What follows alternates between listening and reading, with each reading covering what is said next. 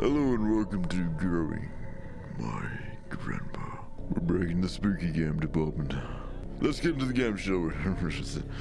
Would you like to view the tutorial regarding basic game mechanics? Week 1. Week 1 of what? Growing Grandpa P? I excused Adrian during music class today and spoke with her about a recent string of demerits.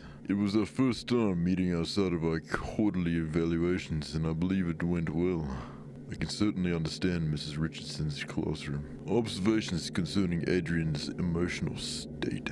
Adrian, what have you done? She was, of course, intensely shy when we first met. As I understand it, she is similarly withdrawn in her classroom activities and only speaks or acts when absolutely must. Something she simply will not do. Instead of participating in mandatory group activities, she will sit alone and accept that she will receive a demerit. God damn it, Adrian. Before the meeting, I read Mrs. Richardson's parent-teacher report, which allowed me to estimate some about Adrian's home life. The parents are well educated and come from a prestigious background, but they lack time to properly nurture Adrian. She is often alone, and when she is not, the parents seem to not understand the importance of warmth and affirmation. You guys got warmth? We're dealing with someone so young. Having two parents of this reserved and icy temperament exacts an inhibition in a child. The child's imagination is subdued, but only ostensibly. I can't pronounce it.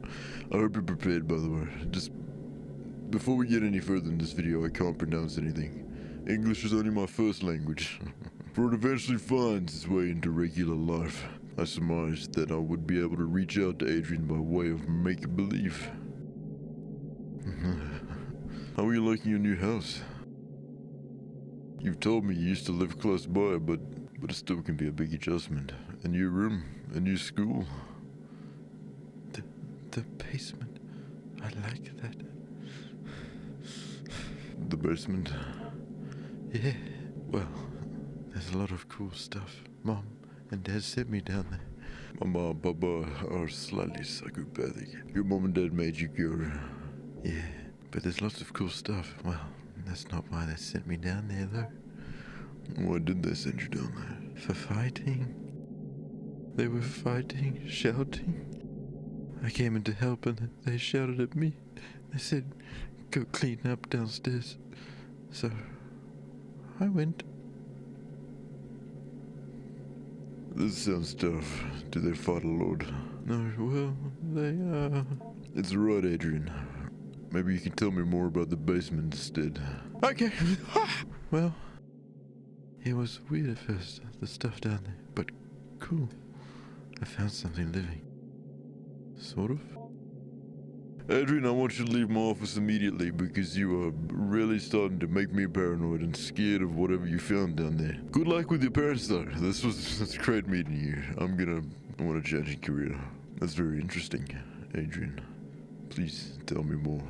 Don't listen to him, Adrian. Don't tell him anything. By indulging her in her fantasies and stories, I was able to glean more of an understanding of Adrian's anxiety surrounding her home and parents. The symbols of Adrian's stories seem to carry their own traumatic weight, and her exploration of the basement may very well be a vehicle for the conveyance of her anxiety. Whatever might come of our next meeting, whether she will engage in similar make-believe, I will set down her story here. Thank God. Adrian's story begins with her delving into the basement with a trash receptacle and the goal of cleaning up. She discovered one of the walls was covered in plastic bags. That's a bad sign. She went to investigate, intent on tearing away whatever they covered. See, Adrian, that's what you don't do in life. You don't intrude on plastic bags.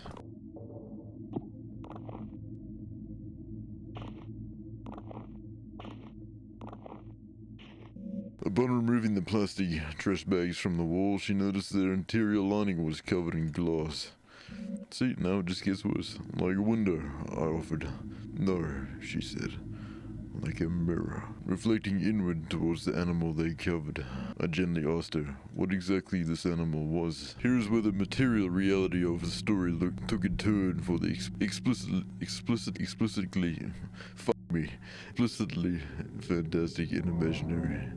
Man, my pronunciations are not working with me today. Upon discovery of it, at her gaze, it grew or extended. Its shaggy haired self, hair like the fur of a dog. I offered. No, she said. Not the fur of a dog, nor the hair of her head. It grew out towards her, the animal's hair reaching out. It was hard, standing almost straight, like the hair on a brush. A bristle, I offered. Yes, she said. She was very afraid at first, but then very curious. I asked her, what else was in the room? More things hidden away, she said. Things of Grandpa's as well. First, she found a hidden passage under the stairs. Inside were strange dolls, magic objects, naked, faceless figures. I heard these cryptic utterances, and merely nodded. Yes. In order to keep the game of make-believe going, I only pressed for details where I thought necessary. The faceless dolls could be a simple metaphor for anonymity. She feels in her own home. The hidden passage. I'm unsure of what to make of that. I make of it, she must leave, and I wish to never talk of this situation. Begone! The revealing of the concealed seems to be the thematic in her fantasy. The door under the stairs is but one example. Hi, Grandpappy. How you doing? I see you in there, Papa. There you are. The darkness of the shadowy corner unnerves you. You cannot explore here without some form of light. Say less, I wish to never go in the dark place. Nope, no grabby doos there. Oh, good, another trash bar. Hopefully there's another demon in here. Question mark. I have found it. The secret door.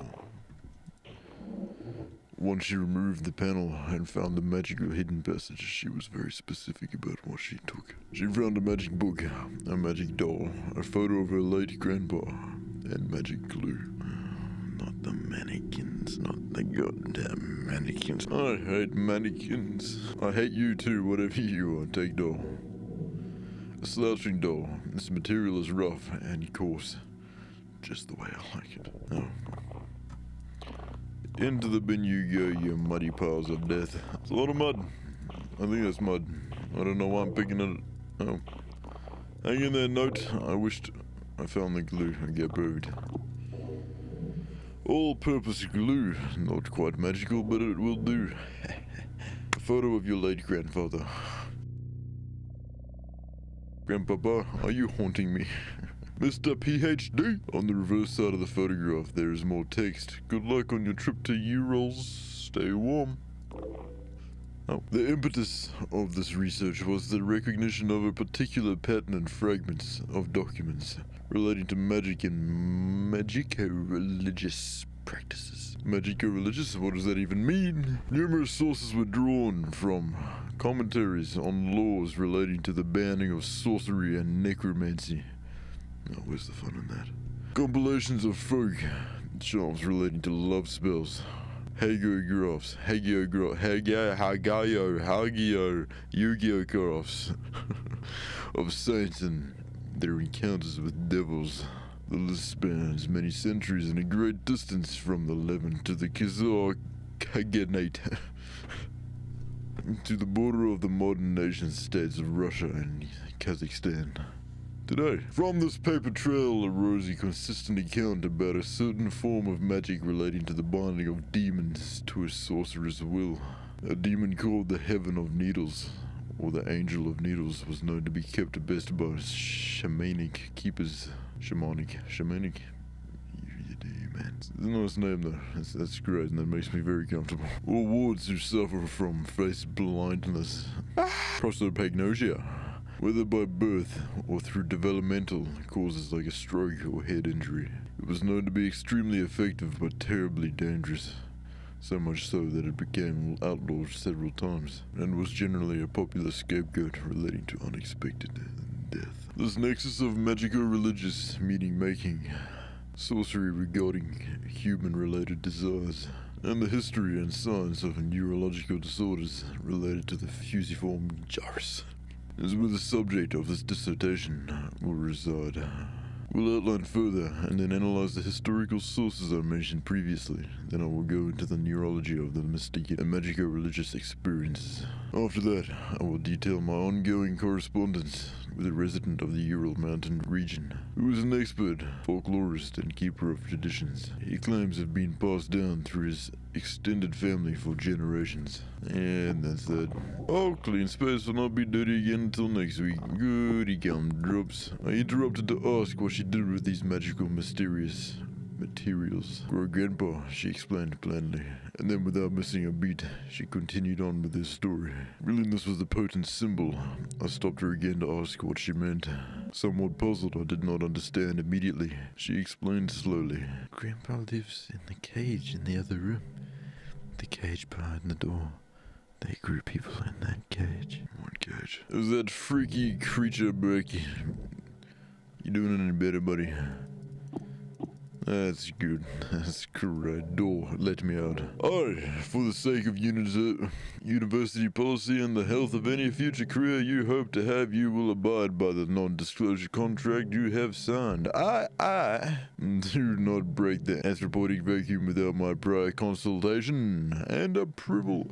Any anthropoidic reforms brought into the enclosure area must not be left unattended. When not in dormancy, the sample will attempt to take anthropoid shells. Please see shell notes for more on that. The sample's exposure to some of our neural activity is unavoidable. However, the speed at which its desirous yield is produced can be dampened by several precautions regarding libidinal and emotional urges. Keep conversation not related to lab work at a minimum. If you begin to suspect you are developing attachments to your colleagues, contact me as soon as possible. No. Ritual behavior with the sample trading bargaining will result in dismissal from the project. The precise mechanism of the exchange of symbols and the gifts required for a requested desirous yield is not known, and even then, an anecdotal, I don't know what that says. Counts as success or ineligible and in violent death. That sounds like a great experiment. Regarding growth cycles, every time whiskers regenerates and leaves dormancy, it is to be logged as new propagation. The sample's bodily existence cannot be cut from the whole, so there can only be one living propagation. Propagations are to be terminated after 5 weeks. Any further development puts us at risk. Termination procedures will be posted and followed with extreme care. With all that out of the way, I want to welcome you to the project.